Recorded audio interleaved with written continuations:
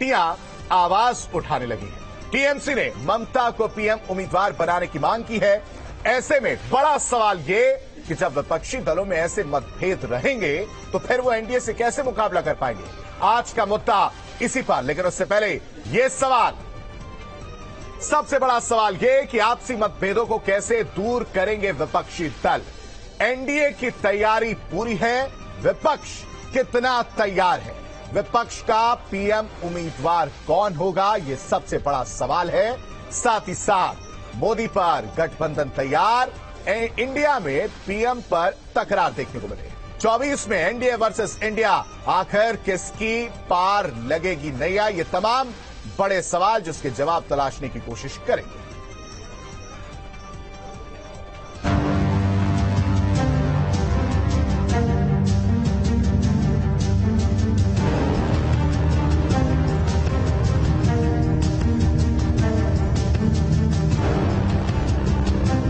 गठबंधन का ऐलान, शुरू हुआ घमासान।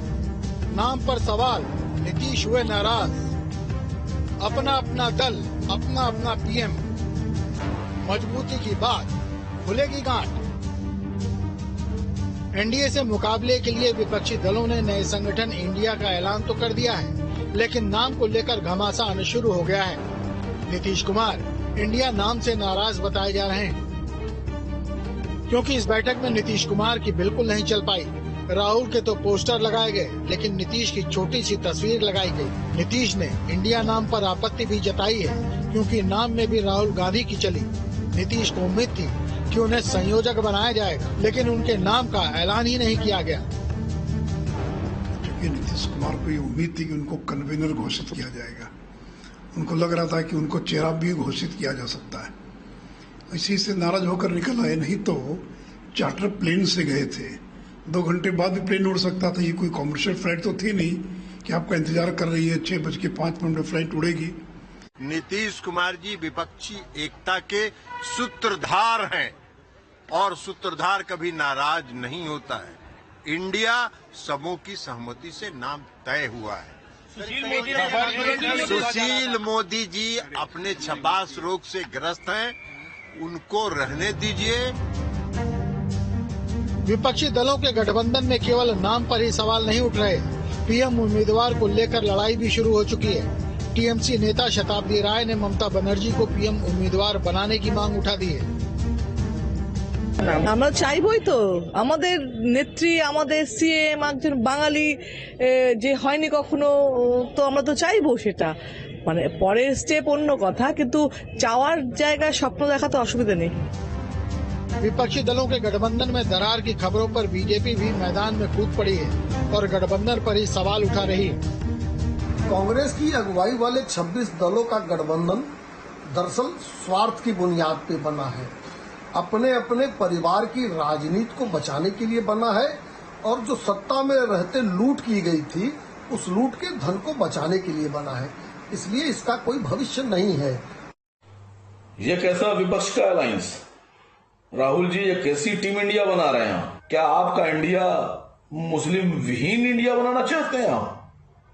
हम ऐसे टीम इंडिया का विरोध करेंगे। उत्तर भारत के कुल मुसलमान ऐसी टीम इंडिया का विरोध करेंगे जिस टीम इंडिया में, जिस विपक्षी अलायंस में मुसलमानों का जिक्र भी करना गुनाह है।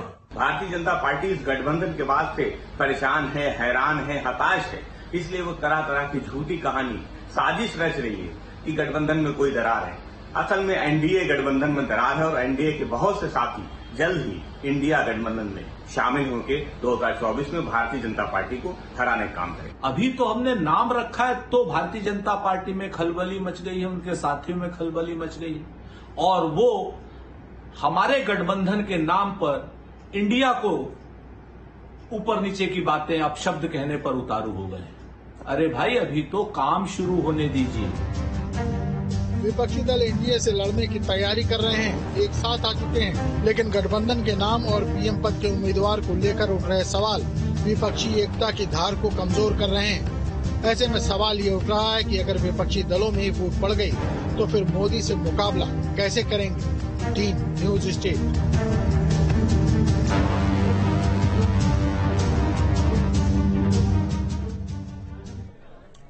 और इस पर चर्चा करने के लिए तमाम मेहमान हमारे साथ जुड़ चुके हैं। सबका तारुफ करवा देते हैं। राजेश चौधरी, प्रवक्ता बीजेपी, हमारे साथ जुड़े। बहुत स्वागत है सर आपका। कपिल श्रीवास्तव, प्रवक्ता एसपी, हमारे साथ जुड़े। साथ ही साथ इंद्रजीत सिंह टीटू, नेता आरएलडी, हमारे साथ जुड़े। सचिन रावत, प्रवक्ता कांग्रेस, हमारे साथ जुड़े। और साथ ही साथ अविनाश सिंह, हमारे संवाददाता, हमारे साथ जुड़े। सभी मेहमानों का न्यूज स्टेट पर स्वागत है। सबसे पहले राजेश जी आपके पास आना चाहूंगा। इंडिया वर्सेस एनडीए देखा कल, आज इंडिया वर्सेस भारत सुनाई देता है। बांट दिया क्या?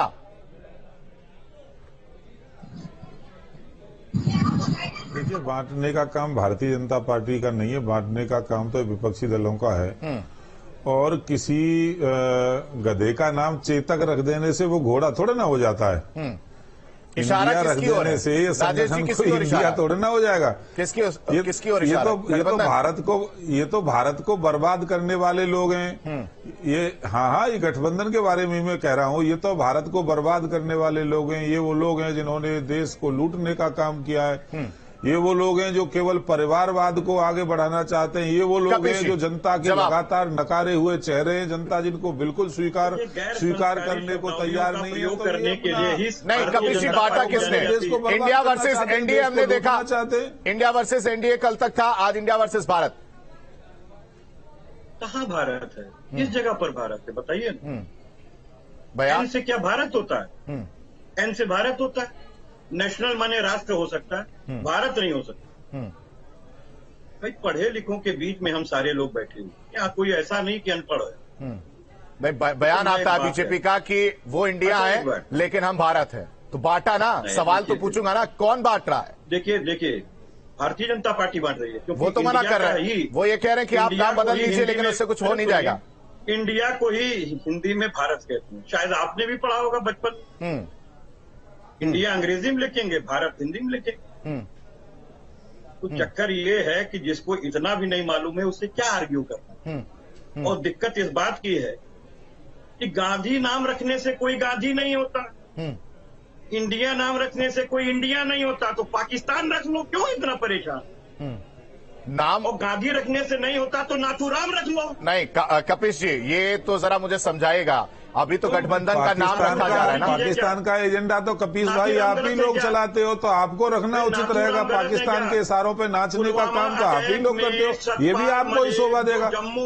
भाई, पाकिस्तान जो भाषा बोलता है, पाकिस्तान के नेता जो भाषा बोलते हैं, वही भाषा समाजवादी पार्टी बोलने का काम करती है, वही भाषा कांग्रेस बोलने का काम करती है, वही भाषा आरजेडी बोलने का काम करती है, वही भाषा ममता बनर्जी की पार्टी बोलने का काम करती है। कहा जो 4 प्रांतों में राज्यपाल रह चुके हैं, मोदी जी ने जवाब दिया उनको, सतपाल मलिक साहब को, कि पठानकोट हमले की जांच ISI से करा के देश के संविधान के अंदर संप्रभुता को ताक पे रख दिया। किसने? ये राष्ट्रवादी पार्टी है जो राष्ट्र के नाम पे राष्ट्र को बेचने के लिए फ्रांस में गई। कपिश जी, इंडिया का फुल फॉर्म क्या है ये मुझे बताने की जरूरत तो पड़ेगी नहीं, क्योंकि गठबंधन में नाम रखा गया है। फिर एक डी शब्द जो है उसको लेकर प्रश्न क्यों खड़ा हो जाता है? डेवलपमेंट है या डेमोक्रेटिक है? नाम का इन्होंने मैं तो आपको साफ कह रहा हूँ। नहीं, ठीक है राजेश जी, एक मिनट। डेवलपमेंट कहिए, सब इस देश के अंदर ही तो करना है कि बाहर करना है? तो अखिलेश जी डेमोक्रेटिक वाला वर्ड क्यों यूज कर लेते हैं, लिख देते हैं? मैं आपको बार बार ये कह रहा हूँ कि क्या जब इतनी सवाल तो यही है ना कपिश जी की, अगर इतनी कंफ्यूजन है तो आप कैसे लड़ेंगे एनडीए से? किसने कह दिया कि कंफ्यूजन? डी का फुल फॉर्म क्या है? इंडिया में डी का फुल फॉर्म क्या है कपिश जी? सारे एक साथ खड़े हैं कपिश जी, इंडिया में डी का फुल फॉर्म क्या है? अगर उसका हिंदी रूपांतरण कर लें तो क्या है? भाई, मैं एक बात कह रहा हूँ, नाम में क्यों फंस रहे हो, काम में न फंसो। सतपाल मलिक साहब इनके ही राज्यपाल, उनकी एक भी बातों का जवाब ये नहीं तो देखें आप नरेंद्र मोदी जी मन वाली बात करते हो, कम से कम रेडियो पे अपने राज्यपाल की बात कर लेते। मुस्लिम तुष्टीकरण की नीति। इंद्रजीत जी, काम तो आपका है। इंद्रजीत जी, जयंत चौधरी की तस्वीर को लेकर सवाल उठ रहे थे, जो है उनके साथ में देखने को नहीं मिल रहे थे समाजवादी पार्टी के साथ, लेकिन अब गठबंधन में देखने को मिल रहे हैं। क्या बातचीत हुई? 2017 में समाजवादी पार्टी के साथ रहेंगे ना वो? ये तो देखा है आपका काम। ठीक है, आपके तो कारनामे उत्तर प्रदेश की जनता ही नहीं, पूरी दुनिया जानती है समाजवादी पार्टी के कारनामों को। कपिश जी, ठीक है। इंद्रजीत जी से मेरा सवाल था कि जयंत चौधरी जो है वो समाजवाद पार्टी के साथ नहीं दिख रहे थे, तमाम लोगों ने मजे लिए, सवाल उठाए, उसके बाद गठबंधन में एक तस्वीर सामने आती है। तो ये माना जाए कि उत्तर प्रदेश में सीट शेयरिंग को लेकर बातचीत हो गई है समाजवाद पार्टी से। देखिए आशीष जी, मैं सबसे पहले अपनी डिबेट चालू करने से पहले चमोली में आज बहुत दुखद घटना हुई है जिसमें कई लोगों ने करंट लगने से जान गंवाई है। पहले मैं राष्ट्रीय लोकदल की तरफ से उन परिवारों को अपनी संवेदना प्रकट करता हूं अपनी बात काम चलने में। दूसरी बात ये है, जनता को चाम से प्यार नहीं है, काम से प्यार है। काम चाहिए उनको, बदलाव चाहिए जो दुखी है। अब मैं आता हूं अपने नेता की बात पे। पहले जब जयंत चौधरी जी मीटिंग में नहीं पहुंचे थे तो सवाल था जयंत चौधरी जी क्या सेकंड मीटिंग में पहुंचेंगे। तो जयंत चौधरी जी दूसरे या तीसरे नंबर के नेता थे जो सबसे पहले बेंगलोर पहुंचे और मीडिया के हर सवाल का जवाब बेखूबी अपनी इंटेलिजेंस तरीके से उन्होंने दिया और सारे धुंध को दूर करा। एक बात, एक चीज तो आशीष जी आप समझ लीजिए, मैं समाजवादी की बात नहीं, मैं एक मिक्स पूरे गठबंधन की बात कर रहा हूँ। जितने भी बड़े भाई हैं, जितने भी बड़े दल हैं, उत्तर प्रदेश में कैसे लड़ते हुए नजर आएंगे समाजवाद पार्टी के साथ? मैं आपको बता रहा हूँ, मैं उसी बात पे 2 मिनट का टाइम दीजिए। ठीक। जितना भी पूरे भारत के बड़े दल हैं वो किसी भी क्षेत्र में है, उनको अपने सहयोगी दलों के साथ कुर्बानी त्याग वाला रवैया अपनाना पड़ेगा। इंडिया जीतेगा, इंडिया जीतेगा, जीतेगा, जीतेगा। इंडिया उससे पहले इंडिया उत्तर प्रदेश में कैसे जीतेगा इंद्रजीत जी? अभी भी आप मेरा सवाल का जवाब नहीं दे रहे हैं। मैं आपकी बात का जवाब दे रहा हूँ, केवल और केवल अपनी कुर्बानी देने के लिए तैयार रहना चाहिए। हमें कोई भी पार्टी में सम्मिलित बात कर रहा हूँ, सब तो कुर्बानी क्या समाजवाद पार्टी कुर्बानी दे रही है? 13 सीटों कितनी सीटों पर बात हुई है? कोई बात हुई है? वही तो सवाल है सर। देखिए आशीष जी, सीटों की संख्या तो मेरा नेता तय करेगा, पर मैं आपको ये कह रहा हूँ कि जितनी हम चाह रहे हैं और जहाँ जहाँ हम मजबूत हैं, यही सवाल तो मैं बोल रहा हूँ कि कितनी चाह रहे हैं, ये तो आपके मन में होगा ना, ये बता दीजिए कितनी चाह रहे हैं। बैठे तो है कपिल श्रीवास्तव जी, बता देंगे आपको क्या गले मिलेंगे कि नहीं? नहीं, 100% गले मिलेंगे। हमने इसको ईगो की प्रॉब्लम नहीं बनाना है। हम जहाँ जिताऊ हैं, जिस क्षेत्र में राष्ट्रीय लोकदल पूरी मजबूत है। ठीक है सचिन रावत जी, कांग्रेस की अगर बात की जाए, पहले साथ में दिखे, उसके बाद अलग हो गए और फिर तस्वीर सामने पोस्टर दिखती है जिसमें कांग्रेस का चेहरा जो है वो देखने को नहीं मिलता है। ऐसे में उत्तर प्रदेश में कांग्रेस कैसे लड़ती हुई नजर आएगी? क्या समाजवाद पार्टी के साथ कांग्रेस जाएगी? अगर जाएगी तो सीट शेयरिंग का क्या फॉर्मूला रहेगा? कैसे आप लड़ेंगे वहां पर? देखिए आशीष जी, जहां तक सीट शेयरिंग की बात है वो नेशनल टेलीविजन पे और कैमरे पे नहीं बताई जाती। ठीक है, चलिए मान लेते हैं कमरों में डिस्कशन होता है। ठीक है, तो कैसे समाजवाद पार्टी के साथ जाएंगे आप? देखिए अभी तक हमारी मीटिंग पटना में हुई, उसके बाद में बेंगलोर में हुई, महाराष्ट्र में होगी। हम लोग तय कर लेंगे कि आने वाले समय में गठबंधन की स्वरूप क्या होगा, उसकी रूपरेखा क्या होगी, उसकी ड्राफ्टिंग क्या होगी, वो सब हम लोग मिल बैठ करके तय कर लेंगे। उसमें कोई भी किसी प्रकार की ना किसी को आपत्ति होगी। चेहरा कौन होगा? चेहरा कौन होगा, ये मेरा जो सवाल है आरएलडी, समाजवाद पार्टी और कांग्रेस तीनों से है। जल्दी सिर्फ नाम, चेहरा कौन? इस बार मोदी के सामने चेहरे के तौर पे इंडिया है, इंडिया। और इंडिया जो है, अरे इंडिया का कोई प्रतिनिधि तो होगा, कोई तो चेहरा होगा सर। कपिल जी आप ही बता दीजिए। अच्छा ये कपिल जी आप बता दीजिए। सुनिए आशीष जी, बस 10 सेकंड। अगर हम लोग चेहरे पे बात करेंगे तो ऐसे तो मोदी जी के साथ 48 दल के नेता नहीं, उनके दल के नेता की बैठक हुई, उन्होंने कहा कि प्रधानमंत्री मोदी रहेंगे, उनके चेहरे पर ही चुनाव लड़ा जाएगा। कपिल जी जल्दी से जवाब, चेहरा कौन है? ठीक है सर, ठीक है, सबके पास जाना है जल्दी। मोदी जी के चेहरे पे मैं बात बता दूं एक मिनट। मोदी जी ने हिमाचल में अपने चेहरे पे चुनाव लड़ा, कर्नाटका में लड़ा, क्या हुआ? एक्सपोज हो गए ना। तो वो तो आप समझे नहीं, वहां चेहरा क्लियर है। अब नहीं, इंडिया का चेहरा कौन है? कपिल जी जल्दी से।